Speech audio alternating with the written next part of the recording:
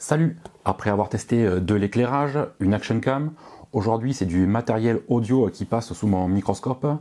C'est un kit de micro sans fil de chez Senko et on va voir ensemble ce qu'il vaut. Je vais vous le déballer rapidement et voir tout ce qui est fourni dans le kit.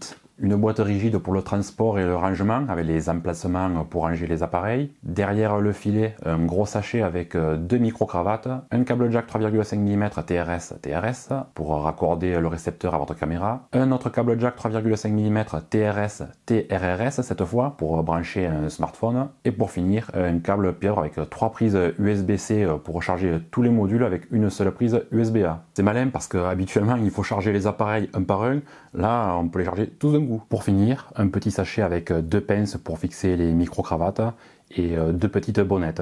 C'est pas des bonnettes anti-vent, il faudra en acheter séparément si vous en avez besoin. Dernier truc, un support pour monter le récepteur sur la griffe flash de votre appareil si le système monté d'origine ne passe pas. Pour éviter de démonter la pince, j'ai imprimé un petit accessoire en 3D, tout bête. Comme ça en plus je peux monter d'autres accessoires, c'est pas limité à celui-là. Je glisse la pince comme ça, je mords dessus. Et puis ça force pas, parce que j'aime pas glisser ce genre de pince dans la griffe flash de mon appareil. Je trouve que ça force, c'est bon pour tout casser à force. Et en plus, mon appareil est monté dans une cage et la griffe est vraiment très peu accessible. Alors là, je mets ça sur la cage, je pince, et puis voilà. Du côté du design, Senko a choisi de mettre des antennes sur ce modèle. Il y en a deux sur le récepteur et une sur chaque émetteur. C'est pas commun, on voit de moins en moins de kits micro comme ça avec des antennes. Alors si Senko a décidé de monter les antennes, c'est pour augmenter la portée. Elle est donnée à 150 mètres en champ libre et 80 mètres avec obstacle. Si l'émetteur et le récepteur sont situés à moins de 20 mètres l'un de l'autre, on peut même laisser les antennes repliées comme ça. Alors je vais tester tout ça un peu plus tard.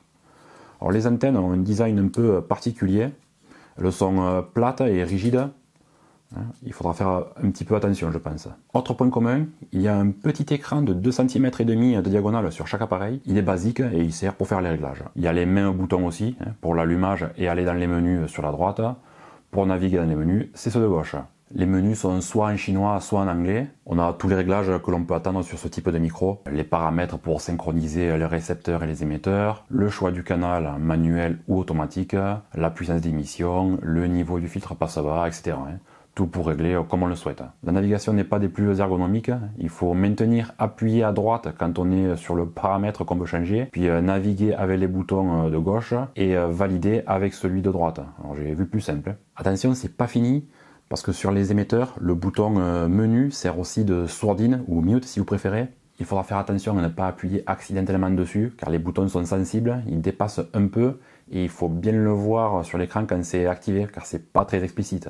C'est le petit cadenas à côté du micro. Sur le récepteur, il y a une sortie audio pour brancher à votre caméra et une prise casque pour le monitoring audio. Ça peut s'avérer bien utile si votre caméra, votre appareil photo n'est pas équipé d'une prise casque. Une prise USB type C pour le rechargement et à côté un petit trou pour faire un reset de l'appareil si besoin. Sur les émetteurs, il y a un micro intégré. Comme ça, on peut les accrocher à un vêtement et capter le son directement. Il y a aussi une entrée micro pour brancher un petit micro-cravate pour plus de discrétion. À l'arrière, comme sur le récepteur, le port USB-C pour le rechargement et le petit trou pour le reset. En dessous chaque appareil, le système de pince pour accrocher à un vêtement ou alors le glisser dans la griffe flash, la largeur est standard. On peut bien sûr le démonter si on n'a pas besoin pour mettre le petit sabot adaptateur qu'on a vu tout à l'heure. Voilà, maintenant ce système-là est très courant. Vous avez peut-être remarqué qu'à l'avant de chaque appareil, il y a un port infrarouge. Alors je pensais que c'était pour programmer les émetteurs à partir du récepteur. On en programmait un, puis on les bipait à coup d'infrarouge. Mais non, pas du tout. J'ai pas trouvé à quoi ce port servait. Puis comptez pas sur la notice, il y a trop peu d'explications. Les appareils sont tout en plastique. Ils sont pas en aluminium, contrairement à ce qu'on pourrait penser. Ils ont un petit air de famille avec les transmetteurs vidéo de chez Zhiyun qui eux sont bien en aluminium par contre. L'avantage du plastique, c'est que c'est léger. Les émetteurs pèsent 62 grammes et le récepteur 72 grammes. Les trois appareils ont les mêmes dimensions. Ils font 75,5 mm de long, 64 mm de large et 21,5 mm d'épaisseur. La batterie est non amovible, elle fait 1300 mAh dans les émetteurs et le récepteur. Senko annonce une autonomie de 8h30. Alors après tous mes tests, moi je suis plutôt tombé sur des chiffres de l'ordre de 7h, 7h30 grand max. Alors c'est très honorable quand même, hein. Pour une journée d'utilisation ça devrait passer, pas vous poser de problème. Un rechargement complet prend environ 3 heures. La transmission entre les modules se fait en UHF, c'est pas une transmission en 2,4 GHz. C'est une technologie de transmission à privilégier si vous utilisez les micros dans un environnement très perturbé. Il y a beaucoup de réseaux Wi-Fi, du Bluetooth, voire d'autres systèmes de transmission audio sans fil. À l'intérieur, il y a toutes les technologies d'amélioration et d'optimisation du signal pour éviter les perturbations radio. Les algorithmes d'amélioration du son et de réduction du bruit sont aussi au menu, c'est habituel. Par défaut, le son est enregistré en mono quand on utilise un seul micro. Il y a bien du son enregistré sur les canaux gauche et droit, mais c'est la même piste qui est dupliquée. Si vous utilisez deux micros, il faudra paramétrer le récepteur en stéréo, et là, chaque micro va venir s'enregistrer sur un canal. Le groupe A est enregistré sur le canal gauche et le groupe B sur le droit. Ça va être très pratique au montage. Si lors d'une interview par exemple, vous vous rendez compte qu'un de vos interlocuteurs parle plus doucement que l'autre, il suffira juste de remonter le volume de son canal pour le mettre au bon niveau. Attention, si vous laissez le réglage sur stéréo et que vous n'utilisez qu'un seul micro, le son n'est enregistré que sur un seul canal. Pensez bien à remettre en mono. Pareil, si vous êtes en mono et que vous utilisez deux micros, le son des deux micros est mixé comme s'il n'y avait qu'un seul micro. Je branche tout ça et on va écouter ce que ça donne. Voilà, j'ai monté le récepteur sur ma caméra. J'utilise le micro interne de cet émetteur. Attention les oreilles. Je vais le positionner ici, pour qu'on voit que c'est bien celui-là que j'utilise. Pas de triche, j'ai enlevé l'autre micro que j'avais. Je ne ferai pas de retouche au niveau du son, cette partie-là, pour que vous puissiez apprécier et juger de la qualité du son enregistré par le micro interne de l'émetteur. Voilà, je ne vais pas vous lire une poésie, un texte, ça suffira largement.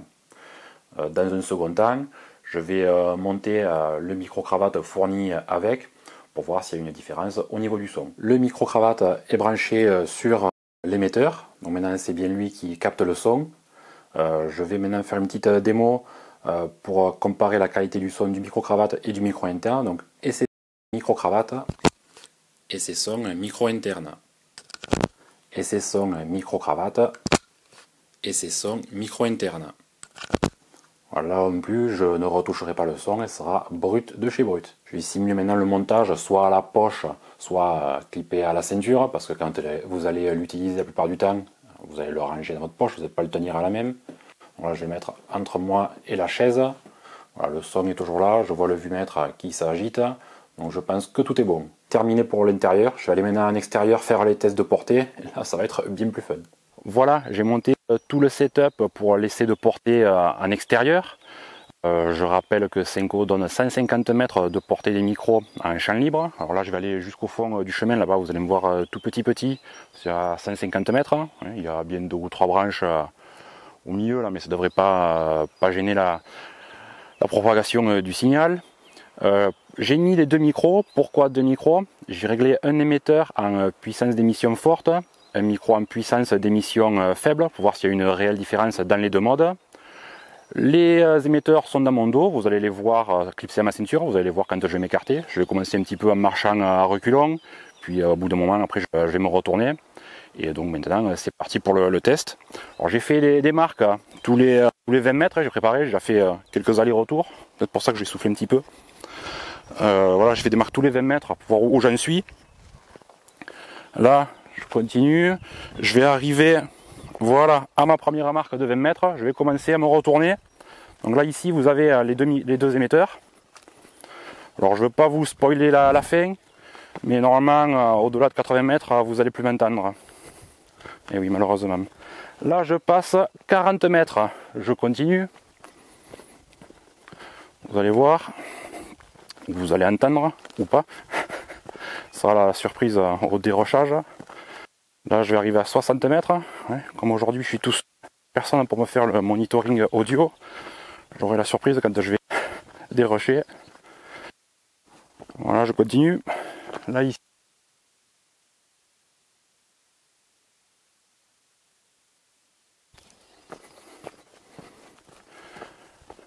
Je vais arriver doucement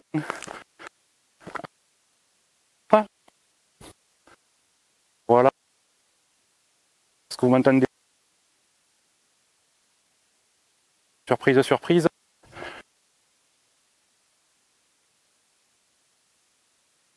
Ça commence à avoir une distance.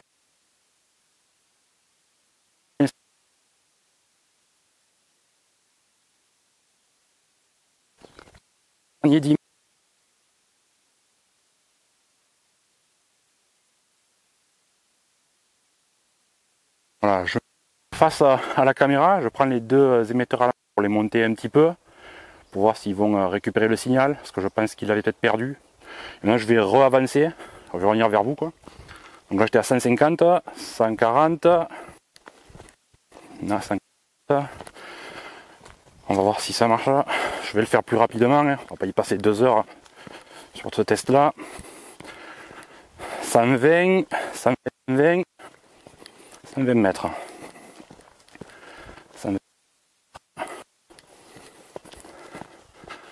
100 mètres. Bon là par contre je répète les émetteurs à main, hein, condition idéale. Je vais pas les accrocher à ma casquette non plus. 80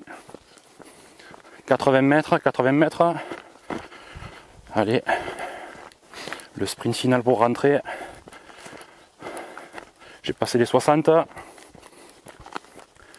J'arrive bientôt aux 40 mètres, 40 mètres. Attention, là, voilà, 40 mètres. Là, je fais voilà, comme ça. Plus en condition d'utilisation réelle. Donc là, vous voyez que les données constructeurs et la réalité, j'arrive à 20 mètres, sont quand même assez éloignés. Hein. Il est joli de donner des chiffres, mais c'est pour faire celui qui est la plus longue, c'est pas la peine. Moi, je vous fais un micro, je vous dis qu'il a 1000 mètres de portée. Quoi. Voilà, c'était le test de portée et je vais terminer cette vidéo avec ma conclusion. Senko a sorti un kit de micro sans fil qui aurait pu être pas mal, sauf que j'ai eu quelques soucis de micro coupure pendant l'enregistrement, comme vous avez pu le voir et l'entendre. Voilà un autre exemple de ce qui m'est arrivé. Et c'est du son enregistré par la micro-cravate. Donc j'ai branché le micro-cravate sur l'émetteur, j'ai modifié aucun réglage. C'est bien le micro-cravate fourni avec le kit, c'est pas un autre micro-cravate qui vient d'ailleurs. Toujours pas de retouche au niveau du son pour bien se faire une idée. Comme j'ai dû travailler seul cette vidéo, j'avais personne pour m'aider à faire le monitoring audio. Je me suis rendu compte de ces micro-coupures au dérochage juste avant le montage. J'ai donc dû réenregistrer certaines séquences. C'est pour ça que là j'ai mis 2 micros pour faire cette conclusion, pour être sûr d'avoir au moins un des 2 canaux qui me permet de récupérer l'audio. Ce qui est intriguant, c'est que le problème est aléatoire. Vous allez utiliser les micros 10 fois, ils vont très bien fonctionner, et à la 11e ça va déconner plein pot. Alors j'ai essayé de changer de canal, passer en automatique, en manuel, modifier la puissance d'émission, en bas, en haut, enfin faire ce que je voulais, ça n'a pas résolu le problème. J'ai constaté par contre que le problème n'arrivait jamais quand on utilise le micro interne des émetteurs, il se produit seulement quand on utilise les micros cravates branchés sur l'émetteur. J'espère que ça pourrait être corrigé par une mise à jour, tout comme le comportement du bouton mute. On l'a trop facilement activé, une simple pression. Alors quand on manipule beaucoup les émetteurs, on les clipse à la ceinture, on les déplace, on les met, on a vite appuyé sans s'en rendre compte. Et si on travaille tout seul et que personne ne fait du monitoring audio, quand on s'en rend compte, c'est trop tard. Voilà, pour sécuriser ça, ce qui serait bien, c'est de mettre une double ou une triple pression. La portée est quand même un peu surestimée, hein, on ne va pas aux 150 mètres annoncés par le constructeur, on est bien en deçà. Le kit d'accessoires fourni est complet, mention spéciale au fameux câble pieuvre, j'avais jamais vu ça, avec les 3 ports USB-C d'un côté, ça permet de recharger les 3 appareils en même temps, plus besoin de les charger les uns après les autres, et ça c'est un bon gain de temps. Le design peut être moins discret avec l'antenne, mais bon c'est pas ça qui va me déranger le plus. Voilà, une fois qu'il est dans la poche ou clippé à la ceinture. Sur le prix, Senko est super agressif. On trouve ce kit sur le net pour moins de 200 €. À titre de comparaison, l'Arc 150 d'Holyland et les Rode Wireless Go 2 font 290 €. Ça fait quand même 90 € de différence. C'est pas négligeable, mais en l'état, c'est pas une référence que je recommande. Après, si une mise à jour vient régler tous les petits problèmes que j'ai rencontrés, là, je suis prêt à réviser mon jugement et pourquoi pas. C'était mon test du kit de micro sans fil de Senko, les WMic TS. Si vous avez des questions, n'hésitez pas à les laisser dans les commentaires, j'y répondrai avec plaisir. Mettez un pouce en l'air, abonnez-vous et activez bien la petite cloche pour être prévenu de toutes mes nouvelles vidéos. Je vous dis à bientôt et toujours avec l'accent du Sud. Allez, ciao les amis!